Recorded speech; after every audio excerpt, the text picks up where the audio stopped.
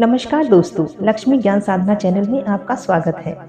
दोस्तों, गाय की सेवा करने से, गाय को रोटी खिलाने से क्या फल मिलता है? गाय के किस अंग को स्पर्श करने से रोग नष्ट होते हैं? गाय को नमस्कार करने से क्या फल मिलता है? इससे मनुष्य को कितने फायदे मिलते हैं? आज इस प्राचीन महान कथा के माध्यम से हम आपको बताते हैं। तो चलिए बिना देरी करें आपको सुनाते हैं गौ माता की ये महान कथा। दोस्तों, एक बार देवर्षि नारद श्री कृष्ण से मिलने के लिए द्वारका नगरी में पधारते हैं। भगवान श्री कृष्ण के पास आकर नारद जी उन्हें प्रणाम करते हैं। देवर्षि नारद को देखकर भगवान श्री कृष्ण प्रसन्न हो जाते हैं और कहने लगते हैं, हे देवर्षि, आपका द्वारिका में स्वागत है। किस प्रयोजन से आपका द्वारिका आने का निर्णय हुआ? देवर्षि नारद हर्ष के साथ कहने लगते हैं, हे प्रभु, आप तो सब कुछ जानते हैं, फिर भी इस दास से पूछ रहे हैं। भला आपसे कुछ बात छुपी हुई है? मेरे मन में क्या प्रश्न है, आपको भली भांति पता है। भगवान श्री कृष्ण कहते हैं, हे देवर्षि, मैं आपकी दुविधा को जानता हूँ और ये भी जानता हूँ कि आप समस्त मनुष्य जाति के कल्याण के लिए ही आप यहाँ पर पधारे हैं। आप निसंकोच होकर पूछें, आपके मन में जो भी प्रश्न हो। फिर देवर्षि कहने लगते हैं, हे प्रभु, यदि आप चाहते हैं तो मैं आपसे एक प्रश्न पूछने की चेष्टा करता हूँ। प्रभु, मैं आज पृथ्वी लोक का भ्रमण कर रहा था तो मैंने बड़ा ही विचित्र दृश्य देखा। मैंने देखा कि कुछ दुष्ट मनुष्य गायों को मार रहे थे, वहीं कुछ और मनुष्य गाय की पूजा भी कर रहे थे। तो प्रभु, ये देखकर मुझे बड़ी व्यथा हुई। मनुष्य खुद के स्वार्थ के लिए निष्पाप पशुओं पर अत्याचार क्यों करता है? हे प्रभु, मेरे मन में ये जानने की जिज्ञासा हो रही है कि जो मनुष्य गाय की सेवा करता है, उसकी पूजा करता है, उसे क्या फल मिलता है, और जो पापी गायों पर अत्याचार करता है, उन्हें कौन सा दंड मिलता है। इस प्रकार से नारद जी द्वारा पूछे जाने पर भगवान श्री कृष्ण मुस्कुराते हुए बोले, हे देवर्षि, आपने बहुत ही उत्तम प्रश्न किया है। जो गायों को कष्ट देता है उसे तो उसके पाप कर्मों के लिए दंड अवश्य मिलता है, किंतु जो गायों की सेवा करता है उन्हें उत्तम लोगों की प्राप्ति होती है। गायों की सेवा करने से पृथ्वी लोक पर और परलोक में मनुष्य को कौन सा फल मिलता है, मैं आपको इस कथा के माध्यम से समझाता हूँ। हे देवर्षि, आप इस कथा को ध्यान से पूरा जरूर सुनें। इस कथा को जो भी मनुष्य सुनता है, इसका प्रचार करता है, उसके समस्त पाप नष्ट हो जाते हैं, उसे धन धान्य की प्राप्ति होती है और मृत्यु के बाद मेरे लोक में, मेरे धाम विष्णु लोक में जाता है। देवर्षि कहने लगते हैं, हे प्रभु, ये मेरा सौभाग्य है, आपके मुख से मुझे ये कथा सुनने को मिल रही है। मैं इस कथा को ध्यान से पूरा सुनूंगा और इसका प्रचार मनुष्यों में करूंगा। भगवान श्री कृष्ण कहते हैं, हे देवर्षि, प्राचीन काल की बात है। मनु के वंश में एक दिलीप नाम के राजा हो गए हैं। महाराज दिलीप धर्म का पालन करने वाले, गुणवान, चरित्रवान तथा महापराक्रमी थे। उन्होंने धर्म पूर्वक पृथ्वी का पालन किया और अपनी प्रजा को सदैव ही प्रसन्न रखा। उनकी प्रजा सदैव उनसे संतुष्ट रहती थी। मगध देश की राजकुमारी सुदक्षिणा महाराज दिलीप की पत्नी थी। महाराज दिलीप और महारानी सुदक्षिणा बड़े ही प्रसन्नता से रहते थे। एक वर्ष बीत जाने के बाद भी महारानी को कोई भी संतान नहीं हुई। तब महाराज दिलीप एकांत में बैठकर सोचने लगे, मैंने कभी कोई पाप नहीं किया है। मैंने सदैव ही धर्म के मार्ग पर चलकर ही सभी कार्य किए हैं, फिर भी मेरे किस दोष के कारण मुझे संतान प्राप्ति नहीं हो रही है। इतना सोचकर वो बहुत चिंतित हो गए। फिर उनके मन में एक विचार आया कि इस समस्या का समाधान केवल गुरु वशिष्ठ जी ही कर सकते हैं।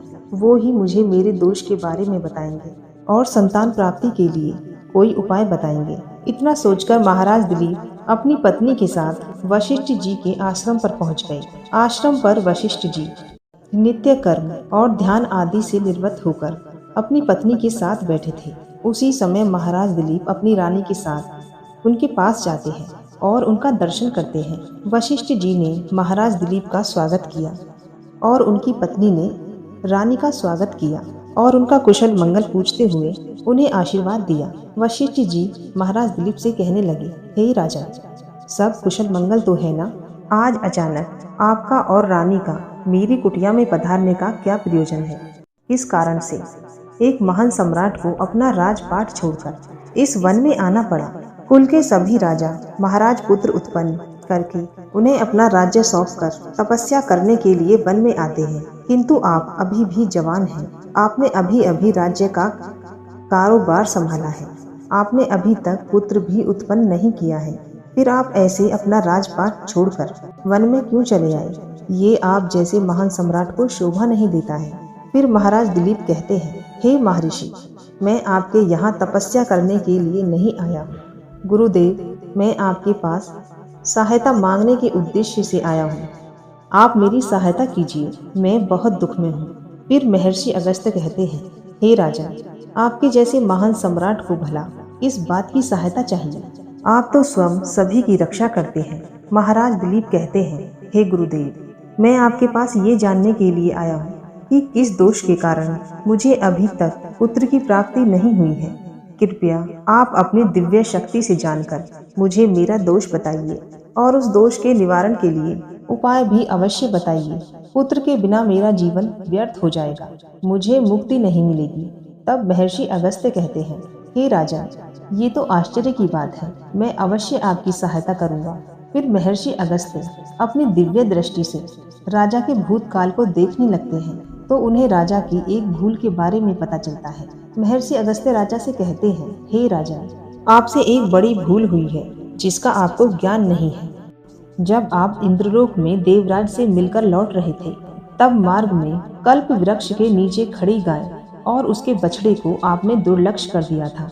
वह गाय और उसका बछड़ा अत्यंत भूखे और कष्ट में थे। तुमने उस कामधेनु गाय को ना भोजन कराया और ना ही उसे नमस्कार किया। उस गाय ने आपसे सहायता भी मांगी, किंतु आप अपनी प्रसन्नता में खोए हुए थे और आपको उस गाय की पुकार भी सुनाई नहीं दी। आपकी कृतज्ञता को देखकर वो गाय अत्यंत दुखी हुई और उसने आपको श्राप दे दिया है। हे राजा, जो मनुष्य गाय को कष्ट में देखकर और उसकी सहायता नहीं करता है, भूखी गाय माता को भोजन नहीं कराता, उसे महापाप लगता है और उसी गाय के श्राप के कारण आपकी कोई संतान नहीं है। इस प्रकार से महर्षि अगस्त्य ने महाराज दिलीप को उनके दोष के बारे में बताया, जिसे सुनकर महाराज बहुत दुखी हुए और पश्चाताप करते हुए कहने लगे, हे भगवान, ये मैंने क्या कर दिया? मुझ पर धिक्कार है। मेरी ही मूर्खता के कारण और तुम्हारे कारण गाय को, उसके कोमल बछड़े को इतना दुख सहन करना पड़ा। मुझे तो अब राजा बने रहने का भी अधिकार नहीं है। महाराज महर्षि अगस्त्य से कहते हैं, हे गुरुदेव, मैं अपनी इस भूल को सुधारना चाहता हूँ। कृपया आप ही मुझे कोई उपाय बताइए जिससे मैं इस घोर पाप से मुक्ति पा सकूं। मेरा अपराध क्षमा के योग्य नहीं है, किंतु मैं फिर भी प्रायश्चित करना चाहता हूँ। फिर महर्षि अगस्त्य कहने लगते हैं, हे राजा, आप दुखी ना हो, इस दोष से मुक्ति का उपाय अवश्य है। आप मेरे आश्रम की नंदिनी नाम की गाय की सेवा करो। वो उसी कामधेनु गाय की पुत्री है जिसकी आपने सहायता नहीं की थी। अपनी पत्नी के साथ मिलकर तुम उस गाय की सेवा करो, उसकी आराधना करो, वो तुम्हें अवश्य पुत्र प्रदान करेगी। तभी वो नंदिनी गाय बाहर से आकर उस आश्रम में प्रवेश करती है। उस गाय को आता देखकर महर्षि जी बोले, हे राजा, देखिए, केवल स्मरण करने मात्र से कल्याण करने वाली नंदिनी गाय स्वयं चलकर आई है। आप भाग्यशाली हैं। ये गाय निश्चित ही आपके दुख को दूर करेगी। आप वन में इस नंदिनी गाय के पीछे पीछे चलकर इसकी सेवा करो। जंगल में रहने वाले उन पशुओं से इसकी रक्षा करो और आश्रम में लौट आने पर रानी सुदक्षिणा गाय की सेवा करे।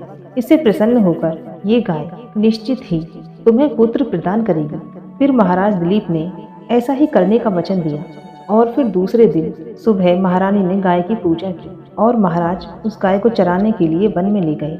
जब वो गाय चलने लगती तो महाराज उसके पीछे पीछे चलते, इधर उधर से हरी हरी घास लाकर गाय को खिलाने लगते। जब गाय किसी वृक्ष के नीचे बैठती तो महाराज भी उसके पास बैठकर विश्राम करते। महाराज उस गाय के शरीर से मच्छरों को हटाते और अपने हाथों से उसके मस्तक को सहलाते। इस प्रकार से महाराज उस गाय की सेवा में लगे रहे। जब शाम हुई तो महाराज उस आश्रम में गाय के साथ लौट आए।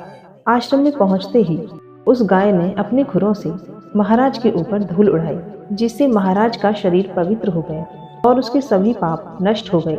फिर महारानी सुदक्षिणा ने आगे आकर विधि पूर्वक पूजन किया तथा बारंबार उसके चरणों में मस्तक झुकाया। फिर उस गाय की प्रदक्षिणा करके हाथ जोड़कर उसके आगे खड़ी हो गई। फिर उस गाय ने रानी की पूजा को स्वीकार किया और रानी पर अपनी दृष्टि डालकर उसके सभी दोष समाप्त कर दिए। गाय की दृष्टि पड़ते ही रानी अत्यंत पवित्र हो गई। इस प्रकार से महाराज दिलीप को उस नंदिनी गाय की सेवा करते हुए 20 दिन बीत गए। जब 21वें दिन महाराज गाय को लेकर वन चले गए तो वह गाय चढ़ते चढ़ते हिमालय पर्वत पर चली गई। महाराज भी उसके पीछे पीछे चली गई। वहां उस पर्वत पर खड़े होकर महाराज उस हिमालय पर्वत की सुंदरता को देखते रहे। इतने में ही एक शेर ने आकर उस नंदिनी गाय को उस शेर ने दबोच लिया। राजा को उस शेर के आने की आहट तक न हुई। उस शेर के चंगुल में फंसी नंदिनी अपने दयनीय स्वर से बड़े जोर से चिल्लाई, हे महाराज मेरी रक्षा करो, हे महाराज मेरी रक्षा करो। जैसे ही महाराज ने उस गाय की पुकार सुनी तो उन्होंने देखा कि एक भयंकर शेर ने उस गाय को दबोच लिया है और उस गाय की आंखों से आंसुओं की धारा बह रही है, जिसे देखकर महाराज घबरा गए और उन्होंने तुरंत ही अपना बाण निकाला और धनुष की डोरी पर रखा और उस शेर को मारने के लिए तीर चलाया। उसी समय उस शेर ने महाराज की तरफ देखा। उस शेर की दृष्टि पड़ते ही महाराज का शरीर स्तब्ध हो गया। उनकी शक्ति कमजोर हो गई, उनका सारा बल नष्ट हो गया। अब उनके अंदर उस बाण को छोड़ने की भी शक्ति नहीं रही। फिर वो शेर महाराज से बोलने लगा, हे राजन, मेरे ऊपर प्रहार करना तुम्हारे बस की बात नहीं है, क्योंकि भगवान शिव मेरी ही पीठ पर पैर रखकर नंदी पर बैठते हैं। इसीलिए तुम मुझे मारने की चेष्टा मत करो और यहाँ से लौट जाओ। विधाता ने आज इस गाय को मेरा ग्रास नियुक्त किया है, इसीलिए तुम इसमें दखल मत दो। मैं जानता हूँ तुम सूर्य वंश में जन्मे हुए राजा दिलीप हो। हिमालय पर्वत पर शिव की बड़ी ही महिमा फैली हुई है, इसीलिए तुम तुरंत ही यहाँ से निकल जाओ।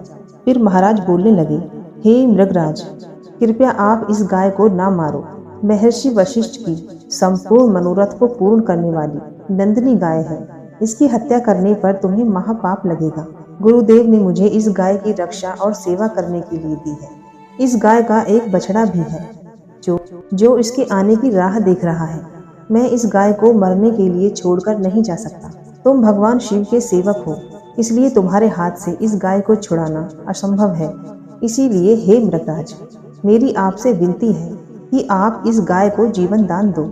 इस गाय के बदले में मैं तुम्हें अपना शरीर समर्पित करता हूँ, जिससे तुम्हारी भूख भी शांत हो जाएगी और इस गाय की रक्षा भी हो जाएगी और मेरे वचन का पालन भी हो जाएगा।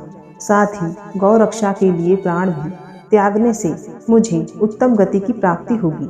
इतना कहकर महाराज उस शेर के सामने हाथ जोड़कर बैठ गए और आंखें बंद की।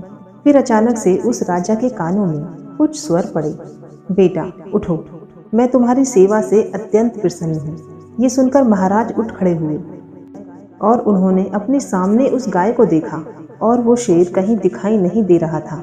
फिर वो नंदिनी गाय राजा दिलीप से कहने लगी, मैंने ही अपनी माया से शेर का रूप धारण करके तुम्हारी परीक्षा ली है। यमराज भी मुझे पकड़ने का विचार नहीं कर सकते। मेरी रक्षा के लिए तुम अपने प्राण देने के लिए तैयार थे, इसीलिए मैं तुम पर बहुत प्रसन्न हूँ। अब तुम मुझसे वरदान मांगो, जो तुम्हारी मनोकामना है वह कहो, मैं अवश्य पूरी करूँगी। महाराज दिलीप कहते हैं, हे गौ माता, मेरे मन में जो इच्छा है आप वह अवश्य जानती होंगी। कृपया मुझे पुत्र प्रदान कीजिए, मेरी यही कामना है। फिर उस नंदिनी गाय ने कहा, हे बेटा, तुम पत्ते की द्रोण में मेरा दूध लेकर उसका पान करो, इससे तुम्हें अत्यंत बुद्धिमान गुणवान पुत्र की प्राप्ति होगी। महाराज दिलीप कहने लगे, हे माता, इस समय मैं आपके मधुर वचन सुनकर पूरी तरह से तृप्त हो चुका हूँ। अब आप मेरे साथ आश्रम पर चलिए और मैं आपकी पूजा आराधना करके मेरे अनुष्ठान को पूरा करिए। आपके दूध का पान करता हूँ। इतना कहकर महाराज आश्रम चली गई। आश्रम में पहुँचने पर महारानी सुदक्षिणा ने आगे आकर उस गाय का पूजन किया। तब उस गाय ने कहा, हे महारानी, आप मेरी पीठ को स्पर्श करें, इससे आपको अत्यंत गुणवान, बलवान और विद्वान पुत्र की प्राप्ति होगी। फिर महारानी ने गाय की पीठ को स्पर्श किया। महाराज और महारानी ने उस गाय की विधिवत पूजा आराधना की और उनके अमृत के समान दूध को ग्रहण किया। उन दोनों की प्रसन्नता देखकर महर्षि वशिष्ठ कहने लगे, हे राजा, अब ये गाय तुम दोनों पर प्रसन्न है। तुम्हारी मनोकामना अवश्य पूरी होगी। जो भी मनुष्य गाय की सेवा करता है, उसे भोजन कराता है, उसकी प्रदक्षिणा करता है, उसके सभी मनोरथ सफल होते हैं।